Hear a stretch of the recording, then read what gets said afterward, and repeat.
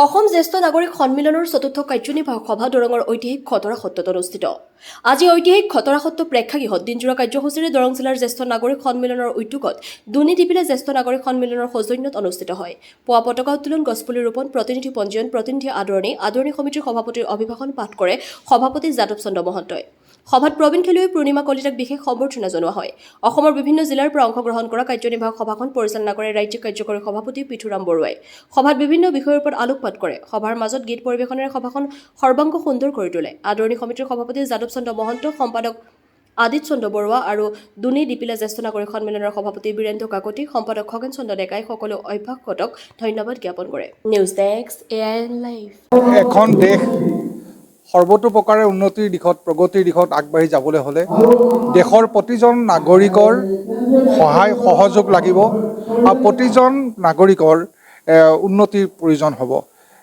আমাৰ দেশৰ শিশুসকলৰ কাৰণে, কিশোৰসকলৰ কাৰণে, মহিলাসকলৰ কাৰণে, যুৱকসকলৰ কাৰণে নিজক শক্তিশালী কৰি গঢ়ি তোলাটো যিমানে প্ৰয়োজন সিমানে প্ৰয়োজন অসমৰ জ্যেষ্ঠ নাগৰিকসকলেও, 60ৰ ঊৰ্ধ্বৰ জ্যেষ্ঠ নাগৰিকসকলেও দেশ গঢ়াৰ কাৰণে নিজকে প্ৰস্তুত কৰাৰ কাৰণে। দেশৰ প্ৰায় 15 পৰা 20% আজি জ্যেষ্ঠ নাগৰিক।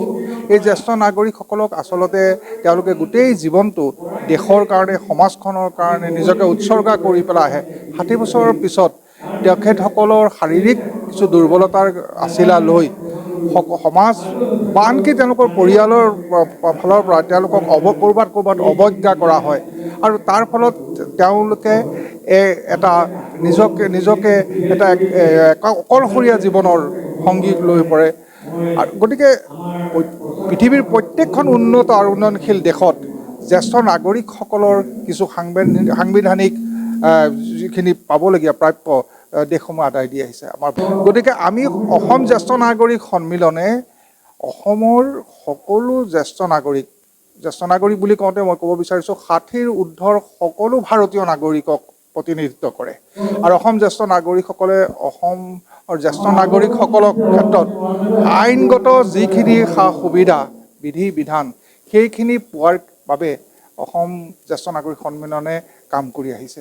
জ্যেষ্ঠ নাগৰিকসকলৰ ক্ষেত্ৰত যি 2007 চনৰ যিখন অধিনিয়ম, সেইখন আইনত পৰিণত কৰাৰ ক্ষেত্ৰত চৰকাৰে আগভাগ ল'ব লাগে।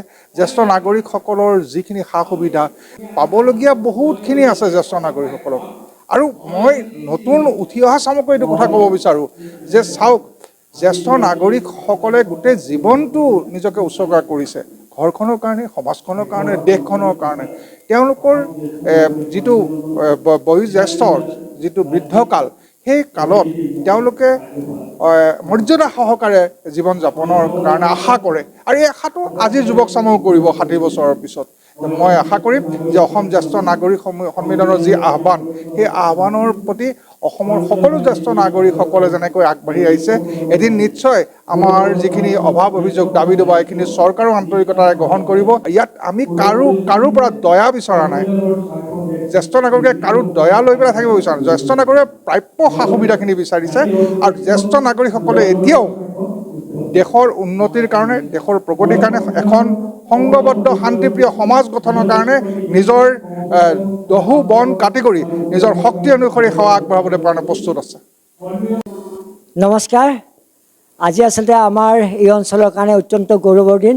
আজি আমি খতৰা সত্ৰত অসম জ্যেষ্ঠ নাগৰিক সন্মিলনৰ 2025-27 বৰ্ষৰ চতুৰ্থ কাৰ্যনিৰ্বাহকখন পাতিছিলোঁ। এই আহ্বানটো আমি প্ৰায় 6 মাহ আগতেই দিছিলোঁ। তেওঁলোকে প্ৰতি 3 মাহৰ মূৰে মূৰে প্ৰগ্ৰেমবিলাক দিয়ে। আমি অৱশ্যে এটা কৈছিলোঁ যে বাৰিষা হ'লে উপস্থিতি অলপ হেঙা হ'ব পাৰে, আমাক খৰালি দিয়ক, কিন্তু তেওঁলোকে কম ভিত্তিত এইটো ইফাল সিফাল কৰিব নোৱাৰিলে। জুনতেই দিলে, গৰম অলপ চলিছে, বৰষুণটো যদিও চলা নাই, তথাপি আমাৰ জ্যেষ্ঠ ব্যক্তি 80-90 বছৰীয়া ব্যক্তি হয়তো কিছুসংখ্যক নাহিলে।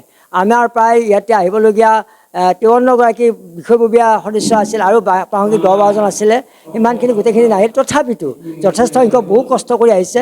দৰং জিলাৰ উদ্যোগত দুনি দিপিলা জ্যেষ্ঠ নাগৰিকৰ সৌজন্যত এই অনুষ্ঠানটো আয়োজন কৰিছোঁ। মই সম্পাদকৰ দায়িত্বত আছোঁ। মোৰ নাম আদিত্য চন্দ্ৰ বৰুৱা। যি কি নহওক, সঁচাকৈ অনুষ্ঠানটো কৰি কষ্ট হৈছে, এইটো আমাৰ খুবেই ভাল লাগিছে। আজি অসমৰ জ্যেষ্ঠসকলক পাই আমি আশা কৰিম এটা সুন্দৰ বাৰ্তা অসম জ্যেষ্ঠ নাগৰিক সন্মিলনৰ জৰিয়তে খতৰা সত্ৰৰ বাৰ্তা, দুনি দিপিলাৰ বাৰ্তা, দৰং জিলাৰ বাৰ্তা এটা গুচি যাব, তাকে আশা কৰিছোঁ। যিকোনো খবৰ আৰু বিজ্ঞাপনৰ বাবে যোগাযোগ কৰক 7896121996